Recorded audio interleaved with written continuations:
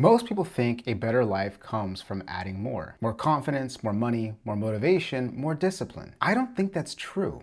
After coaching people for over a decade, I've noticed something quite interesting. The people who completely transform their lives usually don't gain something first. They let go of something that was quietly destroying them. In this video, I am going to show you the 5 things that are secretly keeping you stuck. And I guarantee at least one of them is running your life without you even realizing it. Before we start, one thing. As you hear these, don't think of someone else. Think about yourself. Your ego is going to want to defend some of these. That's not a coincidence. That reaction is exactly how you know you found something worth paying attention to. Here's number 1. Let go of the story you are telling yourself. Every single person watching this has a story running in the background of their mind. Most people don't even realize it's there. Here's one thing about your brain.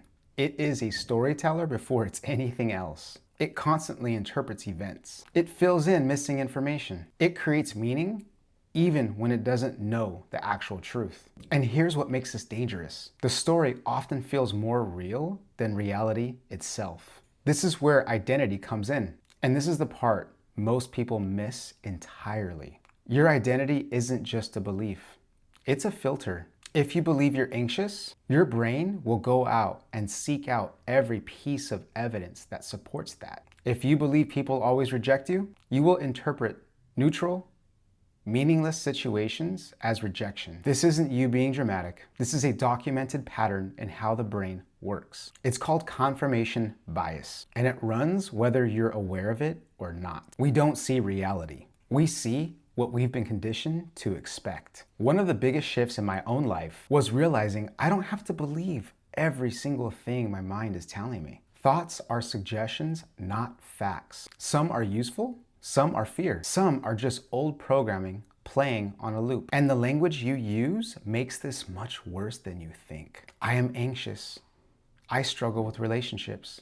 I'm just like my dad. These sentences don't sound dangerous, but notice what happened. They stopped being observations. They became identities. And your future follows your identity, not your intentions. Behavior follows belief. You will never consistently outperform the story you believe about yourself. If you want a different life, stop asking, what should I do? And start asking, who have I been believing I am? On to number 2. Let go of the need to control everything. Anxiety has its favorite word, control. Think about what control actually is. It's an attempt to eliminate uncertainty. We try to control outcomes, people's opinions, relationships, timing, the future, and even how we're perceived. And here's the irony nobody tells you. The more control you need, the more anxious you become. Because life will never fully cooperate. It's not designed to. Perfectionism is control wearing a nicer outfit. Waiting until everything is perfect, waiting until you're confident, waiting until you know enough. What you're actually doing in all of those is trying to eliminate the possibility of failure before you even start. Here's what flips this idea entirely upside down. People think confidence creates action. It's the opposite.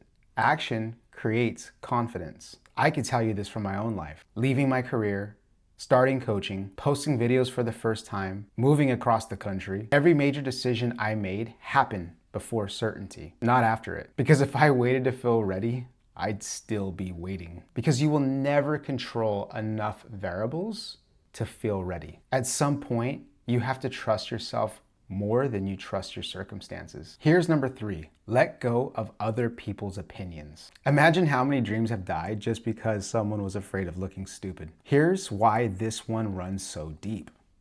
We are wired for connection. We are wired for belonging. Thousands of years ago, being rejected by your group didn't just hurt your feelings.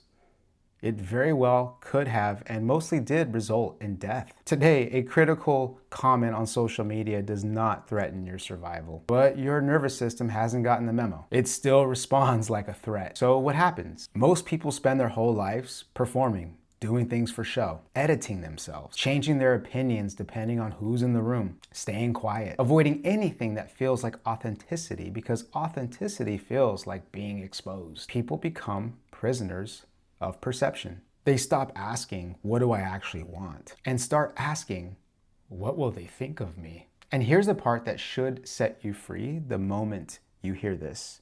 Everyone judges. You could do everything right and someone will still criticize you. You could do everything wrong and someone will still support you. The approval you were chasing was never guaranteed either way. Your freedom does not start with getting everyone to approve of you. It starts with becoming someone whose opinion of themselves matters more than anyone else's. Someone is always going to misunderstand you. Just don't let that someone become you. On to number 4. Let go of your emotional reactions. Whoever controls your emotions controls your life. I want to reframe something for you. Getting triggered is not a weakness. It's information. Every trigger is revealing something. Unfinished work, an old wound, an expectation you didn't know you were carrying, and even attachments you haven't even looked at. Here's the actual cost of reacting instead of noticing. One comment ruins your entire day. One text changes your mood for hours. One disagreement turns into resentment that outlives the experience for years. And this is why I meditate, why I run, why I lift, why I train jujitsu. And it's not because I'm trying to be calm all the time. That's not realistic. It's because I'm trying to train my nervous system to pause before it reacts and to ask questions before it makes assumptions. Emotional regulation isn't a personality trait or character trait that you're born with. It's a practice the same way strength and flexibility is. Most suffering isn't caused by the event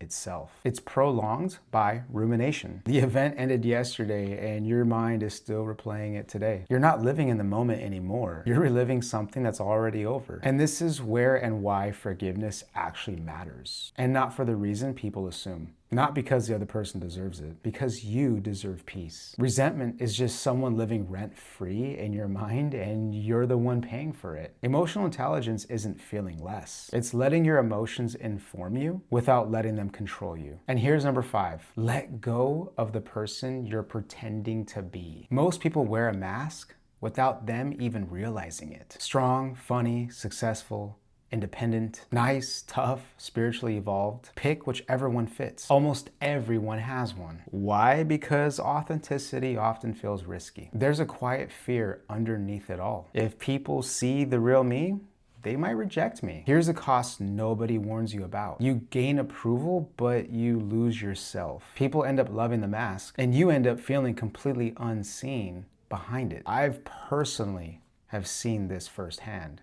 This shift. My content grew the moment I became more honest and way less polished. My coaching got deeper the moment I stopped trying to impress my clients and started actually showing up as myself. Real recognizes real. People can feel the difference even if they can't explain it. Here's the greatest risk of all, and I actually want you to sit with this one. It's not failure. It's reaching the end of your life and realizing no one actually knew you. This person you've been pretending to be is standing between you and the life you're actually capable of living. This is where I want to bring all 5 of these together because they're not actually 5 separate things. They all come from the same place. Fear. We tell ourselves stories because we're afraid. We control because we're afraid.